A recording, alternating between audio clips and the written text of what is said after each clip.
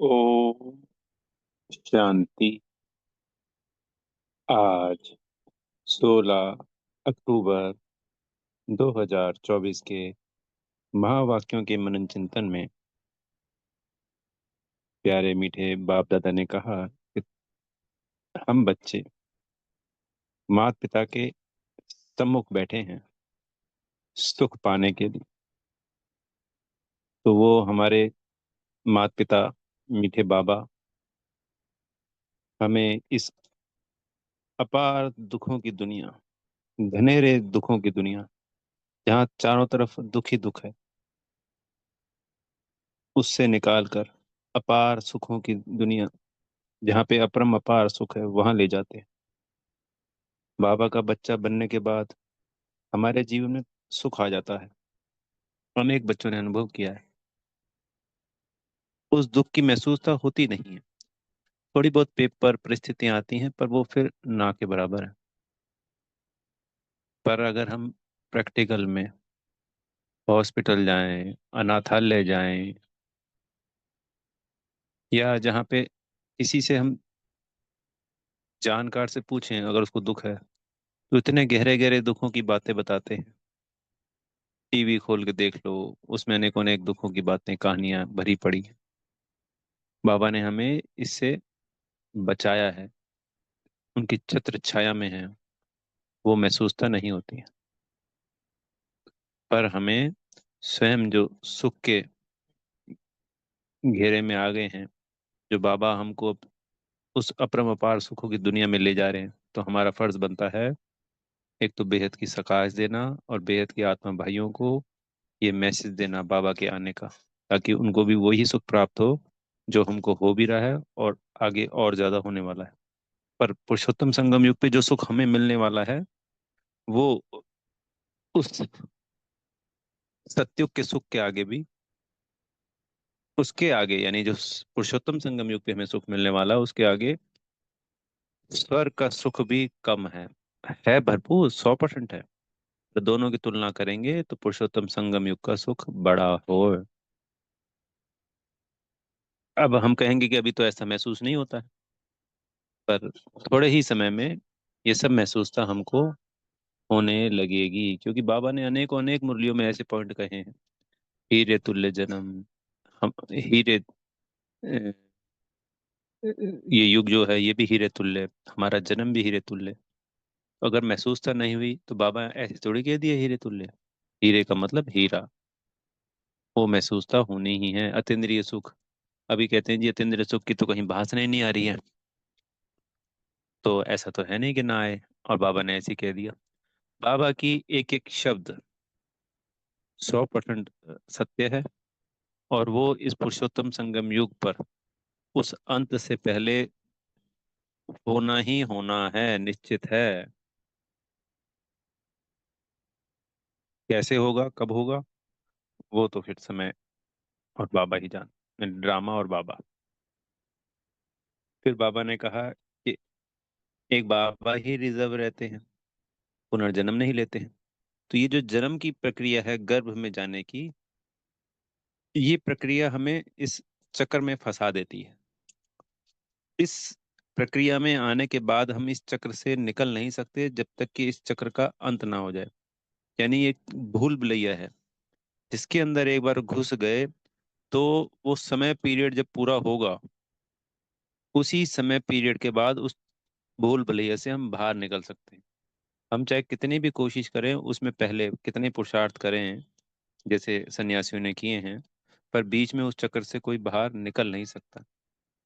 इसको ऐसे भी समझा जा सकता है। दूसरा, एक कमरे में 99 कुर्सियां हैं और 100 लोग हैं, तो मान लो 99 बंध गए किन्हीं कारणों से, या बांध दिया गया उनको, पर एक जो बच गया, वही तो उनको खोलेगा 99 आत्माओं को।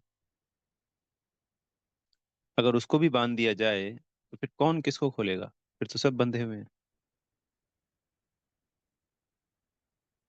तो अगर हम सोचें कि भाई बाबा भी चक्र में आ जाए, तो ये रॉन्ग है। बाबा आता है और हम बेहद की सभी आत्मा बच्चों का कल्याण करता है। जो उसको पहचान लेता है, शर्त रखी है सामने, कि भाई उस दीवार को छू के आओगे तो तुमको ये चॉकलेट मिलेगी। तो चॉकलेट हो गई सुख धाम। छू के आना बाबा को। तो जो बाबा को छूता है, बाबा को याद करता है, बाबा को प्रेम करता है, बाबा की श्रीमत का पालन करता है, उसको राजा ही मिलती है। जो बाबा को पहचानता नहीं है, इस रेस में भाग ही नहीं लेते हैं, वो मुक्ति में चले जाते हैं। फिर बाबा कहते हैं देवताएं सदा सुखी क्यों होते हैं? ये एक और प्रश्न। सिंपल सा है। ये सारा संसार, ये सारा ड्रामा, ये मुझे जो अपने पर्सनल उसमें समझ में आता है, ये सिर्फ पवित्रता और अपवित्रता का खेल है। अगर जैसे सत्युग त्रेता के हम कहेंगे ना, तो सत्युग के बाद, सत्युग त्रेता क्षमा चाहेंगे, सत्युग और कलयुग की जब बात की जा रही है, तो बीच में त्रेता और द्वापर भी है। पर मुझ आत्मा का मानना है, क्योंकि सत्युग त्रेता में है पवित्रता और द्वापर कलयुग में है अपवित्रता, अगर ये अपवित्रता नहीं होती तो हमारी अवस्थाएं बहुत अच्छी ऊंची होती। अंत समय तक भी हम कुछ कलाओं में होते। और इस चक्र के अंत में बाबा आके फिर भी हमको सत्युग में लेके ही जाते हैं, क्योंकि वो अवस्था तो फिर भी नहीं रहती, क्योंकि दो कला तो हमने देखा, दो त्रेता में भी गिर गई थी। ये एक अनुमान है। ये पूरा चक्र सिर्फ पवित्रता, 2500 साल की पवित्रता और 2500 साल की अपवित्रता पे आधारित है। जब हम, ये 7 चक्रास होते हैं ना हमारे, तो पवित्रता के बाद आता है सुख, प्रेम, शांति। यानी सबसे पहला चक्र होता है लाल रंग का, शक्ति का। दूसरा है ऑरेंज कलर का, पवित्रता का। उसके बाद चक्र आता है सुख का, पीले रंग का। फिर प्रेम का, हरे रंग का। और फिर शांति का, फिर ज्ञान का।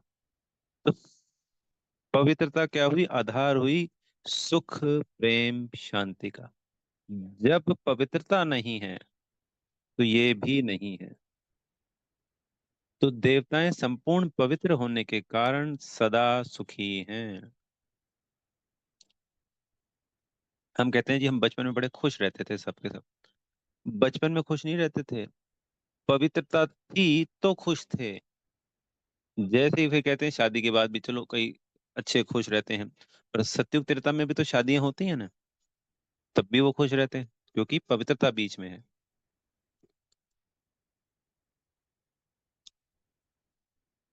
पर अब अपवित्रता होने के कारण आत्मा में दुख बढ़ता ही जाता है, बढ़ता जाता है। विकर्म भी अपवित्रता के कारण ही होते हैं। अगर पवित्रता सदा विद्यमान रहती या हो तो विकर्म नहीं होते। बुद्धि अलग टाइप की रहती है। पवित्र आत्मा की बुद्धि अलग होती है और अपवित्र आत्मा की बुद्धि अलग होती है। हम एक छोटा सा लेते हैं, सन्यासी कोशिश करते हैं, ठीक है, पवित्र रहते हैं, कई बचपन से ब्रह्मचारी रहते हैं, तो थोड़ी सी रिफाइन रहती है बुद्धि, हल्की सी। हम अनेकों उदाहरण अपने आसपास देख सकते हैं। जो भी सन्यासियों ने, ठीक है, भक्ति में हमें उनको फॉलो किया, पर उन्होंने पवित्रता के आधार पर तो वो सारी बातें लिखी या कही, चाहे सही थी चाहे रॉन्ग थी, पर कुछ हटके किया। तो पवित्रता को सुख शांति की जननी यानी माँ कहा गया है। जब पवित्रता, अब जब हम बाबा के ज्ञान में चलने लग गए, तो हम खुद महसूस करने लग गए उस सुख शांति का, उस प्रेम का अनुभव करने लग गए, क्योंकि हमने पवित्रता को धारण कर लिया।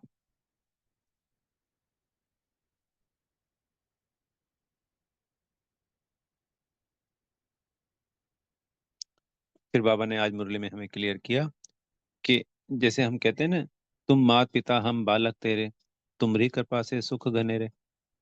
तो हमने ये गीत तो गाया, ये भजन तो गाया, पर हमें ये कभी ज्ञान नहीं रहा कि ये कौन से सुख घनेरों की बात की जा रही है। हम तो यही तो सोचते थे कि मरने के बाद हमको स्वर्ग मिलता है, और वो भी अल्पकाल का मिलेगा, क्योंकि जितने तो पुण्य कर्म ही नहीं है और किसी को उम्मीद भी नहीं है। जबकि ऐसा तो होता ही नहीं है, गलतफहमी थी।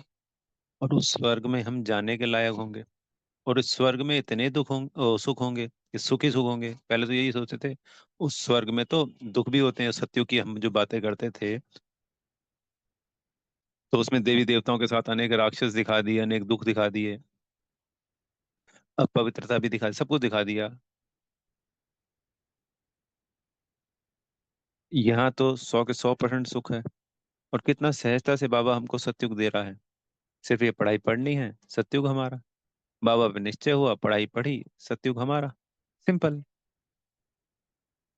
अपने घर गृहस्थी देखते हुए, इस प्रवृत्ति मार्ग में रहते हुए, मुरली सुनना, मुरली पढ़ना, बाबा को याद करना, सब कुछ सहज है अगर दिल से किया जाए तो।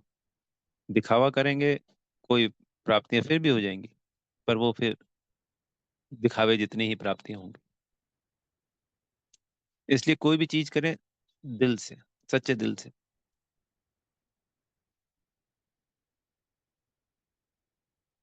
बेहद प्रेम से, उमंग उत्साह से, खुशी से। प्यारे बाबा को अर्पण करें अपनी हर बात, हर चीज। जो है बाबा है, तोड़ सबके साथ निभाना है दिल से। पहले से संबंध हमारे अच्छे होते हैं। अगर हम बाबा की श्रीमत पे चलते हैं, और उस श्रीमत पे चलने से पहले अगर हमारे संबंध कहीं खराब थे, तो श्रीमत पर चलने के बाद अगर पूर्ण श्रीमत पे चल रहे हैं, तो हमारे संबंध सुधरते हैं। ये कायदा है। अगर कोई संबंध बिगड़ा हुआ है, उसी संबंध से बाबा को याद करना है। तो उस संबंध से जब हम याद करेंगे, तो जिसके साथ हमारा जो संबंध बिगड़ा हुआ है, मान लीजिए पिता बच्चे का युगल जोड़ेगा, या बच्चे माँ बाप का, बच्चा ज्ञान में और माँ बाप के साथ नहीं है ऐसा कहीं, या किसी युगल जोड़े का आपस में, तो बाबा को युगल जोड़ा बनाए, या माँ बाप बनाए, या बच्चा बनाए, वो संबंध अपने आप ऑटोमेटिकली सही होता चला जाएगा।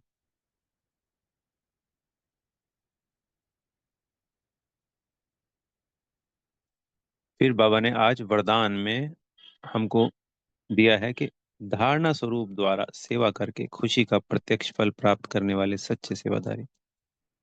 तो अभी बात वहीं आ गई, सेवा का उमंग रखना बहुत अच्छा है। पर फिर बाबा ने इसमें क्लियर किया, अगर किसी कारणवश सेवा का चांस नहीं मिलता, तो आपकी जो अवस्था है, यानी हमें कोई, हम रेगुलर सेवा कर रहे हैं, इस बार नहीं मिला किसी कारणों से, तो हमें हमारी अवस्था को नहीं लाना है, गिराना नहीं है, हलचल में नहीं आना है।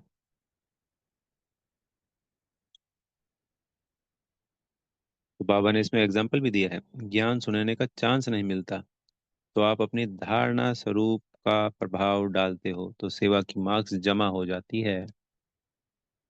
बाबा ने, ये सिर्फ इसी बात पे लागू नहीं होता है, अनेक अनेक बात है। हम सेंटर पे जाते हैं, हम कोई सेवाएं रेगुलर करते हैं, पर हमें कोई चांस नहीं मिलता है, तो हमें हमारी अवस्था नहीं लानी है। जो हमारी धारणाएं हैं वो शक्तिशाली हैं, और हम अचल अडोल हैं। तो उस धारणाओं का प्रभाव दूसरी आत्माओं पे पड़ता है, तो उसकी प्रत्यक्ष फल की जो खुशी है, जो प्रत्यक्ष फल मिलता है, क्योंकि जमा का खाता हमारा सेविंग अकाउंट बाबा के पास है। तो सत्युग त्रेता का तो जमा पूरे कल्प का जमा हो रहा है, पर इस वक्त उस किसी भी प्रकार की सेवा की प्राप्ति हमें खुशी के रूप में होती है।